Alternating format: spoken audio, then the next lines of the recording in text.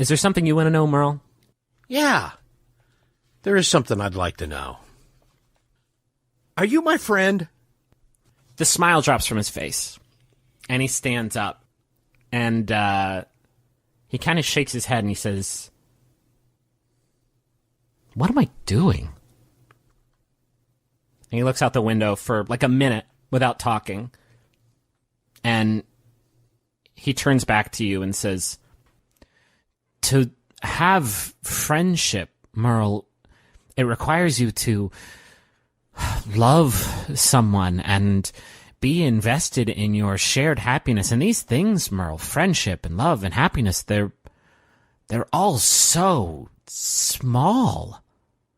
In the grand scheme of things, Merle, they last a second. And I just don't..." What brings you happiness, Merle? I know that the game is over, but what brings you joy, Merle? Please, give me this freebie. Just tell me. What brings me joy is life. I think you can find joy anywhere in life. I think it's a conscious choice. I think you choose joy in life. And no matter how bad things are, no matter how crummy, no matter how dark, you find joy. I've found joy, honest to God, getting to know you. I've found joy playing chess with you.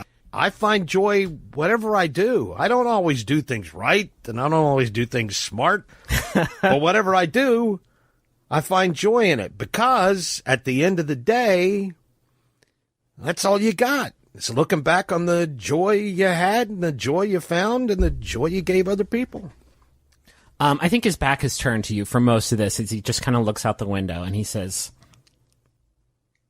"I think there was probably a time where I had joy, where I experienced fleeting happiness or anger or fear, but God, it's just been so long, Merle. I used to spend my days considering the nature of time and existence. Maybe that brought me joy once, but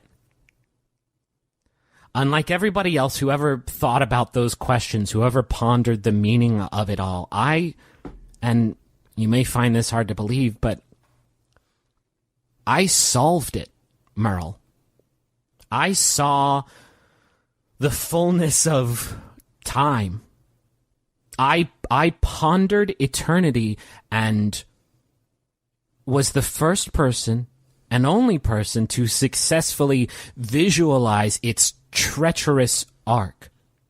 He sits back down across the chessboard from you and he says, "You're a man of the cloth, Merle. Certainly you've wondered too about what awaits our consciousness after death, or..." And he laughs. He says, "Perhaps for some people who think about it, there's nothing but infinite oblivion, the eternal erasure of your consciousness. Or for some, it's eternal life in their God's glorious kingdom, or eternal cycling through all the inhabitants of their world. Any of these options, Merle, any of them are just erasure or contentment or revival. Any of them are fine as abstract concepts.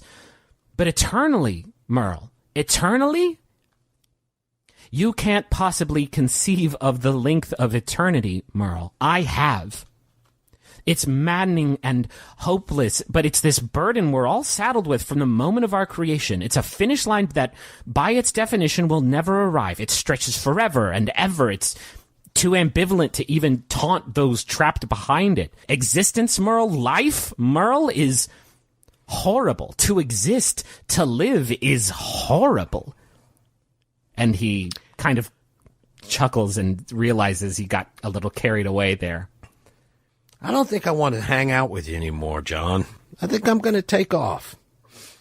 And you can continue wallowing in your sadness and your oblivion and seeing nothing but the negative, and I'm going to go on my way. And I tell you what, if we ever meet each other somewhere in infinity, you can apologize to me and tell me you were wrong."